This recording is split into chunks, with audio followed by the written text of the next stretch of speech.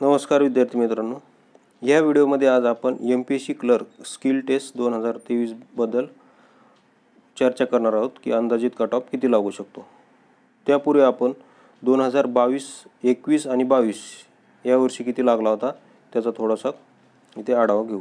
बघा, 2021 Marathi typing cut of बघा, त्यावेळेस टोटल जागा किती होत्या? 1000 प्लस जागा होता आणि ओपन जनरलला जागा किती होत्या? तर 205 जागा होत्या। तर ओपन जनरलचा कट ऑफ लागला होता किती? 118 आणि EWS मेल्सचा कट ऑफ लागला होता त्यावेळेस 112। किती? 112 म्हणजे 6 मार्काचा फरक होता ओपन आणि EWS मध्ये। त्यानंतर 2022ला किती लागला होता ते पाहू। बघा, 2022ला टोटल जागा होत्या 500 जागा होत्या आणि ओपन जनरलला किती? 108 जागा होत्या।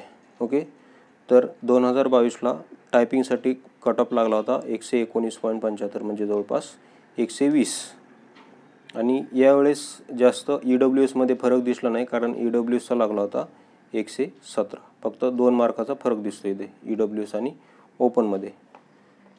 आता आपण कट ऑफ पाहिला 2021 आणि 22चा। आता आपण 2021 आणि 22चा पेपर पॅटर्न कसा होतो त्याबद्दल थोडं पाहू। बघा, 2021 आणि 22ला पेपर पॅटर्न कसा होता? पेपर 1 कसा होता?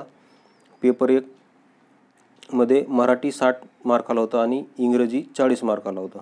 तसेच पेपर 2 मध्ये 35 मार्काला मॅथ्स आणि रिजनिंग होते आणि 65 मार्काला GS होतं। तसेच दोन्ही पेपरमध्ये किमान 7 दिवसाचा गॅप व्हायचा, म्हणजे पेपर 1 अगोदर व्हायचा लँग्वेजचा, त्यानंतर 8 दिवसानंतर पेपर 2 म्हणजे क्लर्कचा पेपर व्हायचा। आता आपण 2023चा अगोदर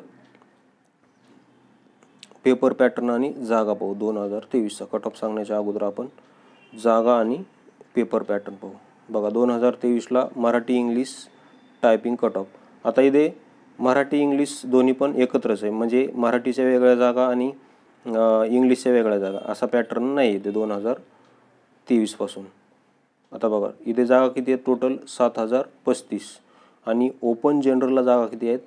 875 म्हणजे तब्बल जागा 2022 पेक्षा तब्बल ओपन जनरलच्या जागा किती? 8 पटीने वाढलेल्या आहेत। ओके, म्हणजे इथे भरपूर जागा आहेत। आणि पेपर पॅटर्न बघू। पेपर पॅटर्न बघा 2023चा कसा होता? पेपर 1 मध्ये मराठी 50 झालेलं आहे आणि इंग्लिश 50। त्यानंतर पेपर 2 मध्ये काय झालेलं आहे? मॅथ्स आणि रिजनिंग तसेच स्टॅटिस्टिक हा नवीन विषय ॲड झालेला आहे, हे 22 आणि GS 78। ओके, त्यानंतर आता आपण कट ऑफबद्दल चर्चा करू। त्यापूर्वी मला हे तुम्हाला सांगायचं आहे की बघा, 2023 मध्ये दोन्ही पेपर एकाच दिवशी झालेत। बघा, दोन्ही पेपर एकाच दिवशी झालं तर कट ऑफमध्ये किमान 5 मार्काचा फरक पडतो। कारण पहिले काय व्हायचं? लँग्वेजचा पहिल्या दिवशी लँग्वेजचा झाल्यानंतर GSचा दुसरा पेपर हा 8 दिवसानंतर व्हायचा, म्हणजे त्या 8 दिवसात थोडा त्यामुळे अभ्यास करायला मुलांना वेळ भेटायचा, म्हणून किमान 5 मार्क तिथं वाढतात। आता यावेळेस काय झालं? पेपर 2 हा खूप जणांना अवघड गेला आहे आणि ते अवघड जाण्याचं कारण काय आहे? Statistic, GIS, remote sensing, environment, science and tech हे नवीन सब्जेक्ट ॲड झाल्यामुळे बऱ्याच विद्यार्थ्यांची इथं धांदल उडालेली आहे। तसेच पार्ट 1 मध्ये इंग्लिशचा पॅसेज हा खूप अवघड होता। यामध्ये तर बरेच जण निगेटिव्ह गेलेले आहेत, बऱ्याच जणांचे मार्क हे म्हणजे 5 पैकी 5 ही चुकलेले आहेत। या सर्व कारणांमुळे पेपर 2ला बऱ्याच जणांना 40च्या आत स्कोर आलेला आहे। किती? 40च्या आत म्हणजे 35 ते 40 दरम्यान स्कोर आहे। तसेच पेपर 1ला बऱ्याच जणांचा स्कोर, पेपर 1ला सुद्धा बऱ्याच जणांचा स्कोर हा 45 ते 50च्या दरम्यान राहिलेला आहे। त्यामुळे 2023चा एक्सपेक्टेड कट ऑफ माझ्या मते ओपन जनरल मेल म्हणजे पेपर 1चे 40 पकडले आपण आणि पेपर 2चे 45 ते 50 पकडले तर टोटल कट ऑफ हा किती जाऊ शकतो? 85 ते 90 एवढा जाऊ शकतो। त्यानंतर ओपन जनरल फिमेल, बघा, फिमेलचा कट ऑफ ओपन जनरलपेक्षा 10 मार्क कमी लागू शकतो, म्हणजे 75 ते 80 दरम्यान फिमेलचा कट ऑफ राहू शकतो आणि याच अंदाजावरून तुम्ही बाकीचे कट ऑफ काढू शकता।